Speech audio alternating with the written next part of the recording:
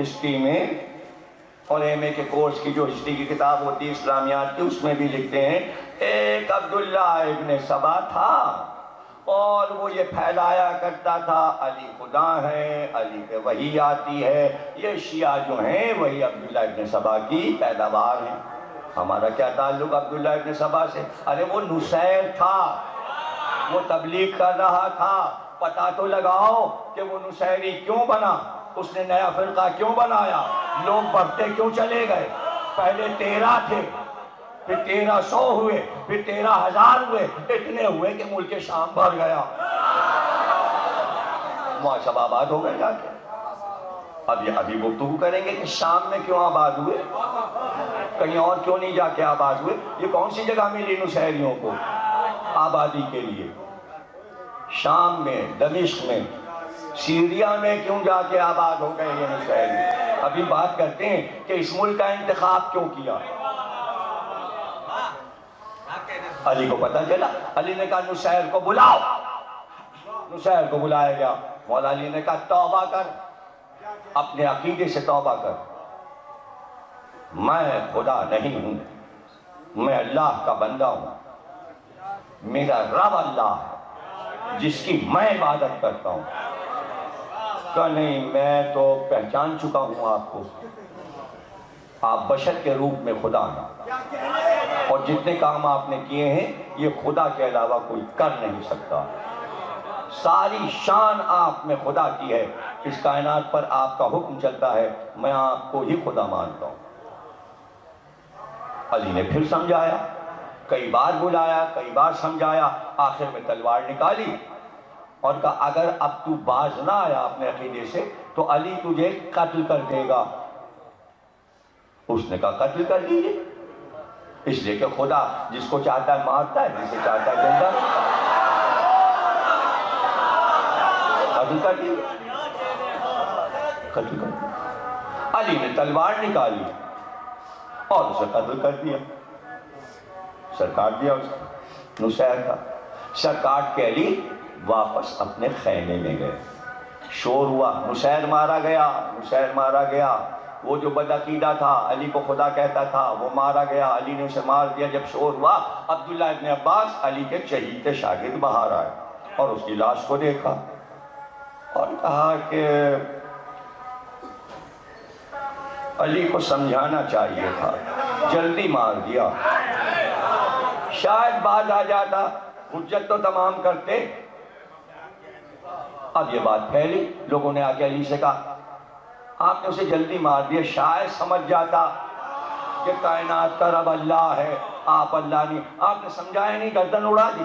ایک بار علی تلوار کمر میں لگا کے باہر آئے، جہاں نصیر کی لاش پڑی تھی، ٹھوکر ماری، کہا علی کے حکم سے اٹھ جا،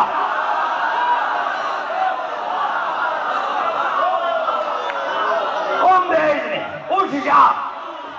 نصیر اٹھ بیٹھا اور چاروں طرف دیکھنے لگا میں زندہ ہوں، اور ایک بار علی مڑے اور کہا عبداللہ ابن عباس سے کہو میں تو نہیں سمجھا سکا تھا، آؤ سمجھا لو، آؤ تم سمجھا لو، اور یہ کہہ کے خیمے میں چلے گئے۔ اب سب نے باری باری مناظرہ کیا، اب اس کے پاس دلیل ہاتھ آ گئی تھی، مارا بھی اللہ نے، لایا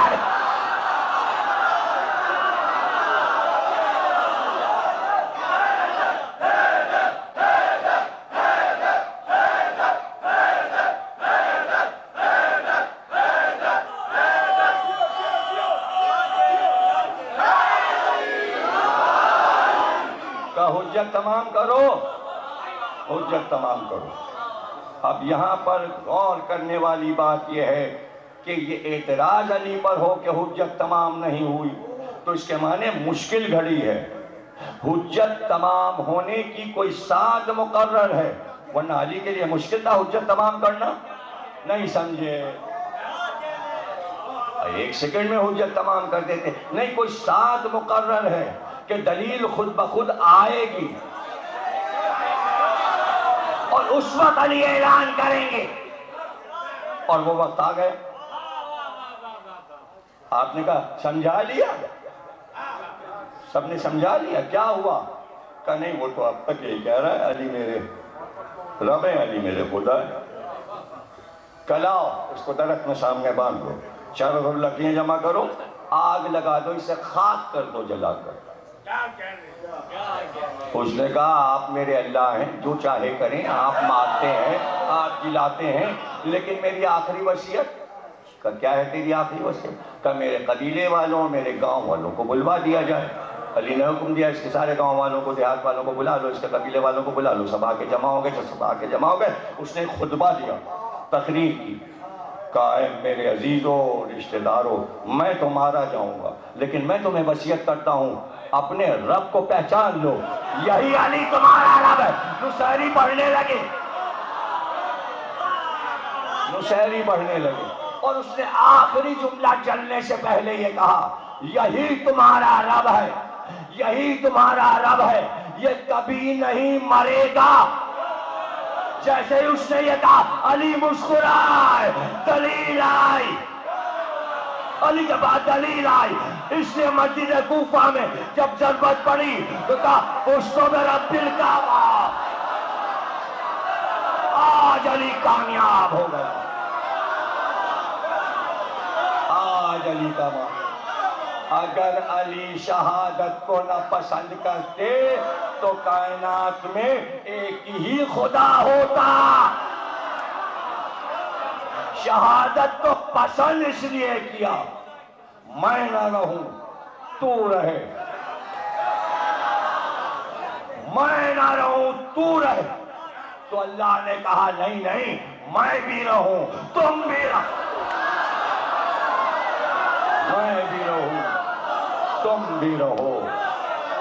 اب لوگوں کو ہوئی گھبراہٹ، نصیری بڑھنے لگے، بڑھتے بڑھتے عراق سے نکلے، نکل کے شام پہنچ گئے. یہ شام کیوں گئے؟ نصیریوں کو یہ خبر دی گئی کہ جسے تم اللہ مانتے ہو وہاں شام میں اس علی پر تبرہ ہوتا ہے. وہ اپنی توحید بچانے شام گئے تھے.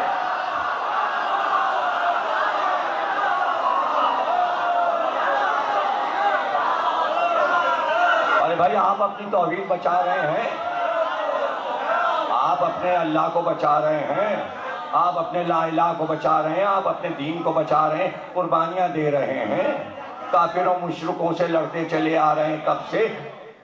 توحید کو بچانے کے لیے، توحید کو بچانے کے لیے. توحید تو اپنے اپنے فرقے کی بات ہے. جس نے جسے رب مانا اس نے بچایا. اللہ تو نمرود بھی بنا تھا، فرعون بھی بنا تھا، شداد بھی بنا تھا، لیکن بنا تھا. علی بنے نہیں، بنائے گئے. وہ بنے تھے، چونکہ بنے تھے اس لیے ان کا کوئی ماننے والا نہ رہا. علی خود بنے نہیں تھے، کچھ لوگوں نے بنایا تھا، وہ آگے نکل گئے. اب تک بنائے بیٹھے ان کا عقیدہ.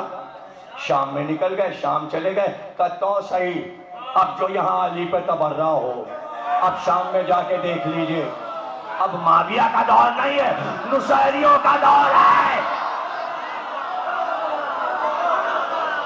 آپ بہت خوبصورت انداز سے تقریر سننے کے عادی ہیں، لیکن اب فکری گفتگو ہے اور اسے ذہن میں آپ کو بٹھا لینا چاہیے کہ اگر کوئی نصیریوں پہ اعتراض کرتا ہے تو ہمارا کیا جاتا ہے؟ مطلب ہم کوئی جڑ رہے ہیں. لیکن ہم یہ سمجھا دیں پورے عالم اسلام کو، اگر معاویہ 40,000 ممبروں سے علی کو گالیاں نہ دیتا تو کبھی نصیری نہ بنتے. اس حد کو بھول گئے، یہ حد نظر آ رہی ہے. اور ہم فضائل پڑھیں تو ہمارے پیچھے پڑ جاؤ، اور خارجیوں کا دین جہاں چل رہا ہو وہاں کوئی اعتراض نہیں، وہاں کوئی اعتراض نہیں ہے. اور آپ کریں گے کیا ان کا؟ اس لیے کہ انہوں نے اپنا حاکم بنا لیا. بشار الاسد نصیری ہیں، ان کے ابا حافظ الاسد نصیری، پوری فوج سارے نصیری، سب نصیری. اور ان کا عقیدہ لیا، بچے کو پھینک دیا، بچ جا اگر علی کا ہے، مر جا اگر دنیا کے اللہ کا ہے، تبھی تو زندہ. وہ علوی کہلاتے ہیں. اچھا ان کا بڑا احترام ہوتا ہے. اس لیے کہ زیارت کرنے بھی آتے ہیں حضرت زینب کے روضے پہ، جناب سکینہ کے روضے پر، حکومت ان کی ہے، اور اندر سے علی کو خدا مانتے، تو ان سے کون چھڑوائے گا؟ کبھی وہ شاہ عبداللہ سے ملنے چلے جا رہے ہیں، کبھی کویت کے حاکم سے ملنے جا رہے ہیں، کبھی امارات جا رہے ہیں، جاتے سب سے ملتے ہیں، ہاتھ ملاتے ہیں، بیٹھتے ہیں، باتیں کرتے ہیں۔ کوئی بادشاہ یہ نہیں کہتا عقیدہ چھوڑ دو، علی کو خدا کا مانو۔ پتہ ہے اپنے ملک کا حاکم ہے، مان رہا ہے تو اپنے ملک میں مان رہا ہے۔ اسی ملک میں جہاں معاویہ نے علی کو بلانے کی کوشش کی تھی، آج سب علوی ہیں، اور حکومت شام میں علی کی بیٹی زینب کی ہے، زینب کی حکومت۔ تو اس پہ غور کیا کیجئے، اس میں چڑھنے کی بات نہیں ہے، نہ آپ چڑھے اور نہ کوئی دوسرا چڑھے، یہ ایک قدرت کا راز ہے نصیری کا ہونا۔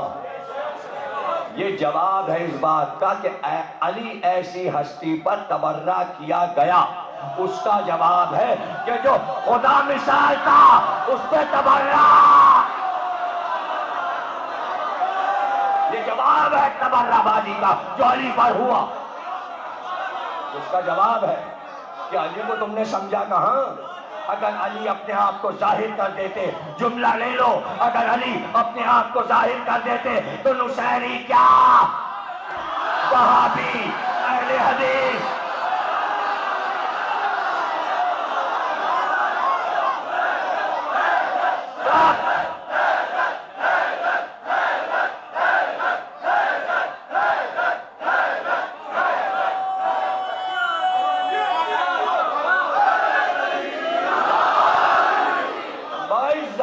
سلاسل کی لڑائی ختم ہوئی اور علی آ رہے تھے۔ رسول اللہ نے کہا ہم استقبال کریں گے، گھوڑے کی لجام کو پکڑ لیا اور لے کر مدینے میں آئے، اور کہتے چلے علی سے یہ شاندار حدیث، یا علی آج میں تمہارے وہ فضائل بیان کرتا کہ جو کبھی بیان نہیں کیے، لیکن ڈرتا ہوں اگر وہ فضائل بیان کر دوں تو میری امت تمہیں خدا ماننے لگے۔ تو رسول اللہ بھی ڈر رہے تھے، جس توحید کے لیے رسول نے قربانی دی تھی اس کا رخ موڑ رہا تھا۔ علی کے فضائل چھپا کر رسول اللہ نے توحید بچا، فضائل چھپا کر توحید بچائی۔ اور علی ہیں کہ فنا فی اللہ،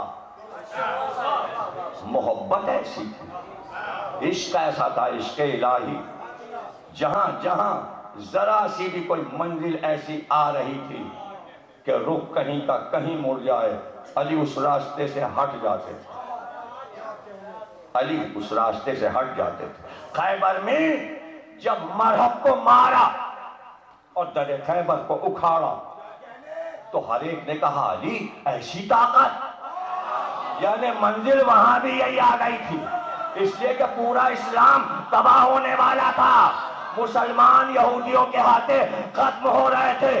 علی نے خیبر کا در اکھاڑ کر مرہب کو مار کر قیامت تک کے لیے مسلمانوں کو بچایا۔ تو منزل تو یہی تھی کہ جو محسن ہو پھر اس کے لیے کچھ کہیں، تو جو کچھ کہنے والے تھے علی سمجھ گئے کیا ارادہ ہے ان کا، ایک جملے میں سب کچھ ان کے ارمان دفن کر دیے۔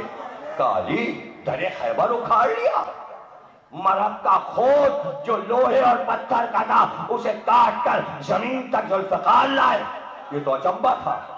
تو علی نے کہا یہ قوت پروردگار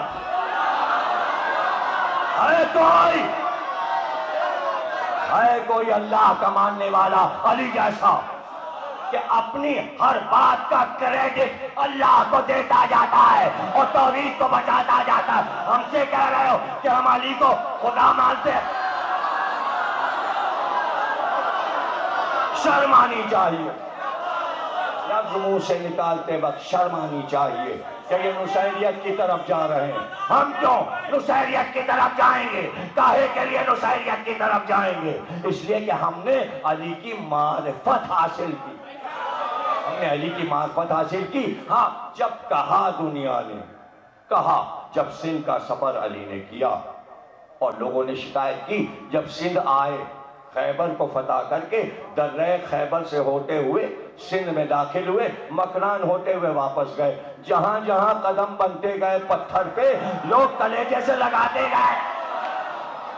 اب یہ تو سندھ کی عقیدت تھی کہ ہر جگہ قدم شریف، مولا علی قدم شریف، انہیں قدم ملے، انہوں نے لگا لیا، درگاہیں بن گئی۔ یہ ہے میرے علی کی شان۔ پتھر اٹھا اٹھا کے لوگ اس حیدرآباد سے اس حیدرآباد تک گئے۔ کہاں کہاں علی کا سفر ہے۔ شارجہ میں بھی ایک جگہ بنی ہوئی ہے پہاڑی پر، قدم شریف علی مولا، وہاں بھی پتھر پہنچا ہوا ہے، جو پتھر سے گھبراتے ہیں۔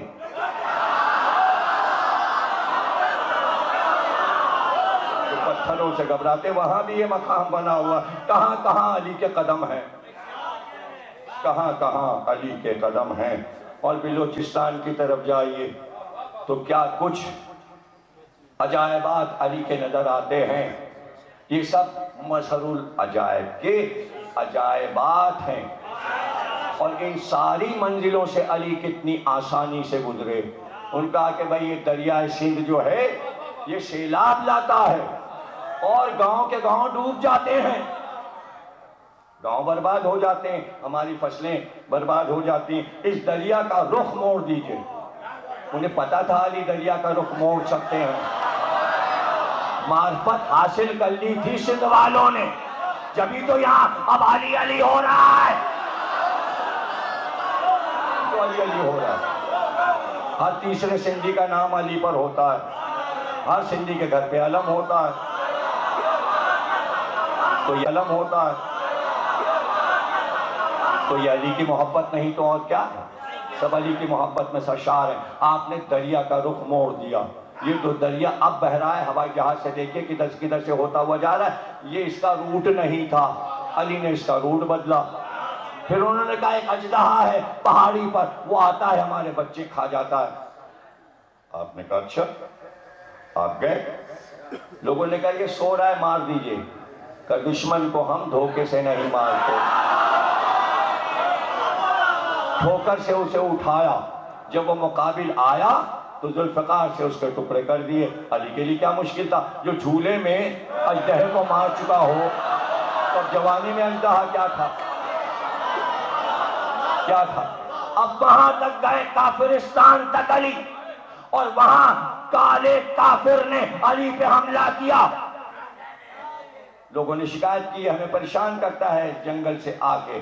علی نے ذوالفقار کی نوک لگا دی، نوک لگنا تھا کہ زخم ہوا، رسنے لگا، آج تک زندہ ہے۔ لوگ اسے دیکھتے ہیں کافرستان کے جنگل میں اور پوچھتے ہیں یہ کیا ہوا؟ علی کا کوڑا، بجلی جب چمکتی ہے تو اس کا زخم ہرا ہو جاتا ہے۔ یہ پورا پروگرام BBC پہ آ چکا ہے،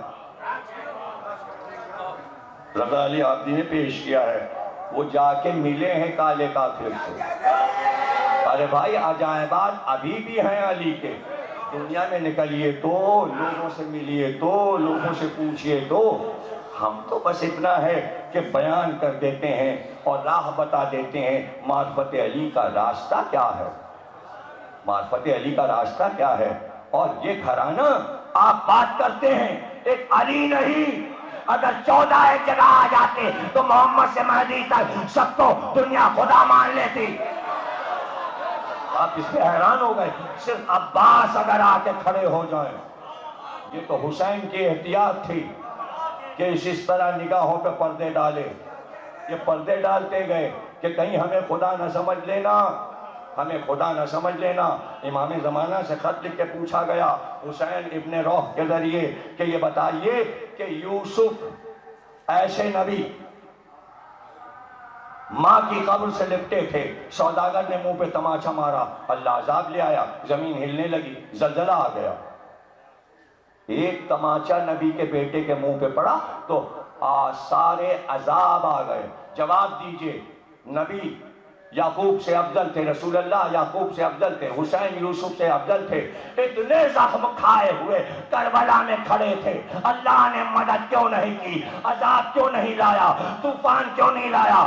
امام نے جواب لکھا، میرے چاہنے والے کو جواب دے دو کہ وہ نہروان کی لڑائی یاد کر لے، جب ان کو یہ خطرہ ہوا کہ جان ہماری جائے گی تو گھبرا کر علی کو خدا کہا، اگر کربلا میں عذاب آتا تو جان بچانے کو حسین کے قدموں سے لپٹ جاتے، کہتے تو ہی خدا ہے، تو ہی خدا ہے۔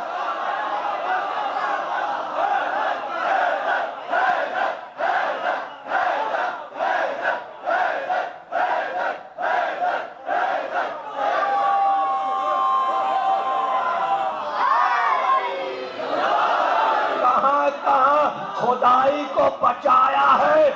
یہ 14 معصوم بھیجے اس لیے گئے کہ اس کے نام کا ڈنکا بجا دیں اور وہ رہ جائے، ہم نہ رہے، اور پھر آپ یہ باتیں کرتے ہیں۔ کوئی پڑھتا ہے یہ سب؟ تقریریں اٹھا کے دیکھو، آج 8ویں ہے، کوئی تقریر توحید سے الگ ہو تو بتاؤ۔ توحید سے شروع ہوتی ہے، اللہ سے شروع ہوتی ہے، اللہ پہ ختم ہو جاتی ہے۔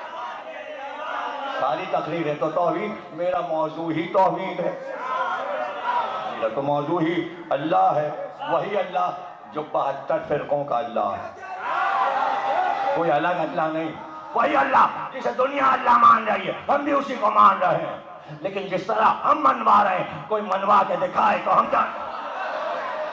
جو صفات ہم بیان کرتے ہیں معصوم کی زبان سے بیان کرتے ہیں تاکہ اثر ہو اور پہچان میں آسانی ہو اور معرفت الہی حاصل ہو۔ اب جملہ سن لو، جملہ سن لو، امام زمانہ نے گواہی دی ہے، امام مہدی نے گواہی دی ہے، اگر حسین عذاب مانگتے اور کہتے طوفان لا تو سب حسین کے قدموں سے لپٹ جاتے اور کہتے تو ہی خدا ہے۔ امام فرماتے ہیں پھر اس کے بعد حسین کی خدائی چلتی اور صرف حسین خدا کائنات میں ہوتے، اس لیے کہ حسین سے سب کو پیار تھا،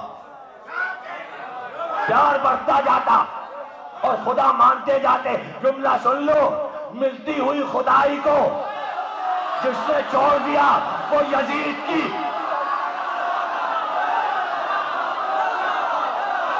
حکومت لینے گئے تھے، حکومت لینے گئے تھے، حکومت کے لیے لڑنے گئے تھے۔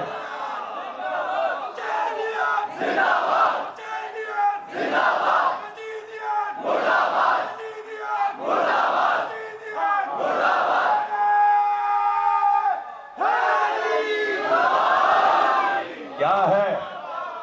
کہاں ہے یزید کی سلطنت؟ کہاں ہے؟ کس خطے پر ہے؟ کس کی بات ہو رہی ہے؟ حسین کو نہیں معلوم تھا حکومت کیا ہوتی ہے؟ وہ عرش کے خلیفہ تھے، وہ خلیفۃ الرحمن تھے، زمین کے ہر خطے کے حاکم تھے حسین۔ اور پھر بھی حسین نے دلیل قائم کی اور فقہی طور پہ قائم کی۔ 60,000 میں زمین خرید لی کربلا کی اور خرید کر کہا یہ میری جاگیر ہے۔ 4.5 میل مربع چاروں طرف جاؤ، 4.5 میل چاروں طرف جاؤ، یہ سب زمین حسین کی خریدی ہوئی، اور حسین اس پہ بیٹھ گئے اور حسین نے آواز دی اگر کوئی اپنے گھر میں بیٹھا ہے، اپنی ملکیت پہ بیٹھا ہے اور دوسرا اس میں داخل ہو تو وہ جارح ہوتا ہے۔ حسین نے زمین خرید کے کہا میں تو اپنی زمین پر تھا، یزید آیا، وہ آیا، حملہ ادھر سے ہوا، زمین تو میری۔ آج 2 ملکوں میں لڑائی یہی ہے، جارے کون ہے، سرحد کس نے پار کیا، سرحد کس نے پار کیا۔ جو جارے اقوام متحدہ میں شکایت ہوتی ہے، جو جارے ہے واپس جائے۔ حسین کی سرحد میں یزید گھسا تھا، واپس جائے، واپس گیا۔ کربلا پر حسین کی حکومت ہے، وہ یزید کا نام کوئی نہیں جانتا۔ کون نام لے رہا ہے عراق میں یزید کا؟ حاکم ہے حسین عراق کے، ایران کے، ایک بیٹا ایران میں آرام کر رہا ہے۔ کیا نجف، کیا کربلا، کیا سامرا، کیا کاظمین، سب حسین کی حکومت ہے شام تک، شام تک۔ اس حکومت کو آسان نہ سمجھو، حکومتیں زندگی میں ہوتی ہیں، یہ وہ ہستیاں ہیں جو سامنے نہیں ہیں، حکومت چل رہی ہے اور حکومت کی ایک پہچان ہوتی ہے کہ جب تک بادشاہ زندہ ہے اس کا دربار لگتا ہے، جو زندہ ہے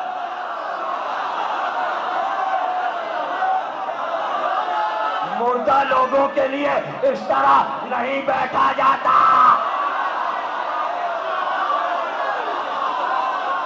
یہ زندہ لوگ ہیں،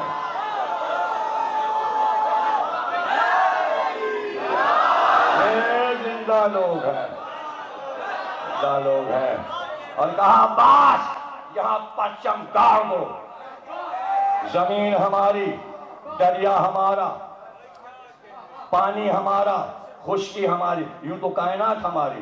خرید کر سمجھانے کے لیے مادی لوگوں کو قیمت سے سمجھتے ہیں، قبضے سے سمجھتے ہیں. حسین نے کہا یہ ہے ہماری سرحد، اور یہاں عباس علم گاڑو. اور پھر حسین نے آواز دی بتاؤ کون سا علم ہے یہ وہ علم ہے جو بدر میں اٹھایا گیا. اٹھایا کس نے؟ علی نے. یہ علم احد میں تھا، یہی علم خندق میں تھا، یہی علی رات کو اعلان کے ساتھ کہ کل علم مرد کو دوں گا. صفات اور بڑھ گئے، وہ کرار ہوگا، وہ غیر فرار ہوگا. اللہ اس کے دونوں ہاتھوں پر فتح دے گا. اللہ اور رسول اس سے محبت کرتے ہوں گے، وہ اللہ اور رسول سے محبت کرتا ہوگا. اب ڈگریاں ملی علمدار کو، یہاں تک کہ حنین کی لڑائی. اور پھر وہ پرچم 25 برس تہ کر کے رکھ دیا گیا. پھر جمل میں کھلا، پھر صفین میں کھلا، پھر نہروان میں کھلا، اور پھر تہ کر دیا گیا. اب یاد رکھنا بدر سے نہروان تک علم علی کا، نہروان سے کربلا تک علم علی کا، کربلا سے قیامت تک علم عباس.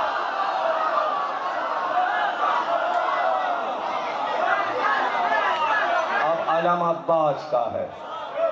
اب علم کی تشریح ہو جائے، معرفت کے ساتھ اٹھایا کرو. علم کی عظمت جانتے ہو کیا ہے؟ وہی علم ہے جو شیش کو ملا تھا، جبریل لائے تھے، وہ ابراہیم تک آیا، ابراہیم نے اس کا پرچم کھولا. وہ علم موسیٰ تک آیا، سلیمان و داؤد تک آیا. پھر اس کے بعد جب عرب میں آیا، عدنان کو ملا، اس کی نسل کو ملا. قصی تک آیا، مکہ فتح ہوا، یہی علم ہاشم کو ملا، عبد المطلب کو ملا، ابو طالب کو ملا. محمد کو دے دیا، محمد نے علی کو دے دیا، بدر میں دے دیا، خندق میں دے دیا، خیبر میں دے دیا، حنین میں دے دیا. وہی علم تہ کیا ہوا تھا جو عباس کو کربلا میں ملا. کربلا کے بعد سید سجاد نے تہ کر لیا. اب 5ویں امام کے پاس آیا، پھر 6 امام کے پاس، پھر 7ویں امام کے پاس، پھر 8ویں امام کے پاس، پھر 9ویں امام کے پاس، پھر 10ویں امام کے پاس، پھر 11ویں امام کے پاس. آج وہی علم امام مہدی کے پاس ہے. جب ظہور کریں گے تو عباس کا پرچم کھولیں گے، عباس کا پرچم کھولیں گے. وہی ذوالجناح جس پہ حسین سوار تھے. جہاں نماز پڑھتے ہیں وہیں علم پھریرا لپٹا ہوا ایک کونے میں استادہ ہے. اور حدیث یہ ہے کہ جیسے ہی ظہور کا حکم ہوگا عباس کا پرچم خود سے کھلے گا. علم بھی معجزہ، ذوالجناح خود آئے گا، آ کے مصلی کے پاس ٹھہرے گا، مہدی سوار ہوں گے. گھوڑا بھی معجزہ، تلوار بھی معجزہ، علم بھی معجزہ. معجزہ نہ ہوتا تو 1400 برس سے جگہ جگہ نظر آتا. اب لوگ پریشان ہوتے پٹکا کیا ہے، پنجا کیا ہے. یہ تو فرانس والوں سے پوچھو جنہوں نے پیرس یونیورسٹی میں پی ایچ ڈی کروائی ہے. صرف اس پٹکے پر پنجے پہ پی ایچ ڈی ہو رہی ہے ورجینیا یونیورسٹی میں. آپ کہاں بیٹھے ہیں؟ پی ایچ ڈی ہو رہی ہے کہ اس کے اندر جو کچھ دکھایا جاتا ہے اس کی تاریخ کیا ہے، علاوہ اس کے کہ جو کام 1400 برس میں ہوا ہے، کبھی سونے کے تاروں سے، کبھی چاندی کے تاروں سے، کبھی ریشم کے تاروں سے. اس کے مقصد بتائے گئے. اس میں حسینیت کے کتنے راز پوشیدہ ہیں. لوگ سمجھتے پنجا، ارے پنجا سمجھ میں نہیں آتا. ہاتھ ہاتھ ہاتھ، پورا ہاتھ جس کے نشان لیے جاتے ہیں ایسے کر کے. پہلے انگوٹھا، اب ہاتھ. پورے ہاتھ کی تلاش ہے اس کے اندر کیا کیا ہے. سب کمپیوٹر میں پڑا رہتا ہے، وہ دیکھ لیتے ہیں اس کے پاس کیا کیا ہے، یہ کون ہے، دہشت گرد ہے، شریف ہے، بدماش ہے. ہاتھ میں راز ہے، ہاتھ میں راز ہے. جب ہاتھ میں راز ہے تو اگر توحید کا ہاتھ ہو، اس میں توحید کے راز چھپے ہیں. دیکھنے میں اللہ لکھا ہے، کہنے کو پنجا ہے، لیکن اسی میں پنجتن بھی سمائے ہیں. اسی میں ایک ایک انگلی سے لکھتے جاؤ تو محمد علی فاطمہ حسن حسین بھی لکھ جاتا ہے. اب رہ گیا یہ کہ سمبل کا ہے کا ہے. سنو سمبل کا ہے کا ہے. یہ ہاتھ کا نشان ہے، یہ ہاتھ کا نشان ہے. عباس کے علم میں پرچم تھا، پھریرا تھا، مشق سکینہ تھی، پنجہ آیا۔ پنجہ کیوں آیا؟ پنجہ لانا لازمی تھا، اس لیے کہ پوری لڑائی پنجے کی تھی۔ یزید نے حسین سے کہا تھا اپنا ہاتھ میرے ہاتھ پہ رکھ دو۔ حسین نے کہا سر لے لے، میرا سر لے جا۔ اور اس کے بعد کربلا کے میدان میں خطبہ دیتے ہوئے حسین نے اپنا ہاتھ بلند کیا اور دونوں طرف ہاتھ گھما کر کہا بتاؤ میں یزید کی بیعت سے بری ہوں یا نہیں؟ تو چاہنے والوں نے اس بلند ہاتھ کو پرچم پہ بلند کر دیا۔ اب تک پکار رہا ہے بیعت نہیں، بیعت نہیں۔ آج 8 محرم ہے نا، تم تیار بیٹھے ہوئے ہو، یہ ہاتھ بلند ہو کے بتا رہا ہے ظالم کی بیعت نہیں ہوتی جب تک کہ علم اٹھتے رہیں گے۔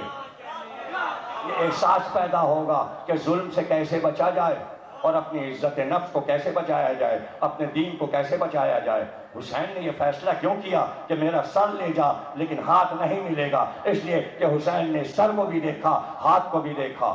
سر کو دیکھا، میں تنہا اس سر کا مالک ہوں لیکن یہ ہاتھ میرا ہاتھ نہیں ہے۔ اس لیے کہ قرآن میں آیت یہ آئی تھی جب رسول اللہ کے ہاتھ پر بیعت ہونے لگی تو آیت یہ اتری ید اللہ فوق ایدیہم، اے رسول یہ تمہارا ہاتھ نہیں ہے، یہ اللہ کا ہاتھ ہے اور اللہ کا ہاتھ سب پہ بلند ہے۔ اگر پنجہ بلند نہ ہوتا تو آیت کی تفسیر کیسے؟ اللہ کا ہاتھ سب پہ بلند ہے، نبی کا ہاتھ اللہ کا ہاتھ ہے، علی کا ہاتھ نبی کا ہاتھ۔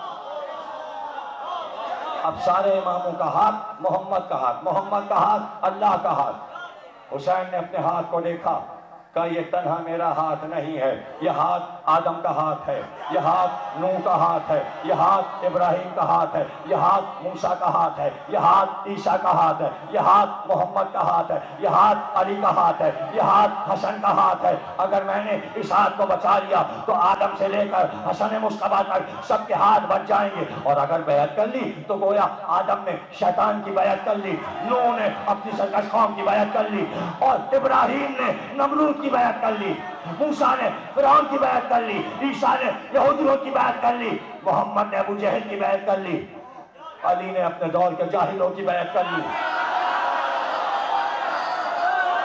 حسن مصطفیٰ نے ماریہ کی بیعت کر لی۔ ایک ہاتھ بچا کر اٹھا کر بتایا، آدم کا ہاتھ بچ گیا، نوح کا ہاتھ بچ گیا، ابراہیم کا ہاتھ بچ گیا، موسیٰ کا ہاتھ بچ گیا، عیسیٰ کا ہاتھ بچ گیا، محمد کا ہاتھ بچ گیا، علی کا ہاتھ بچ گیا، حسن کا ہاتھ بچ گیا۔ اس لیے زیارت میں آواز دی گئی السلام علیکہ یا وارثہ آدم صفوت اللہ، یا وارثہ نوح نبی اللہ، یا وارثہ ابراہیم خلیل اللہ، یا وارثہ عیسیٰ روح اللہ۔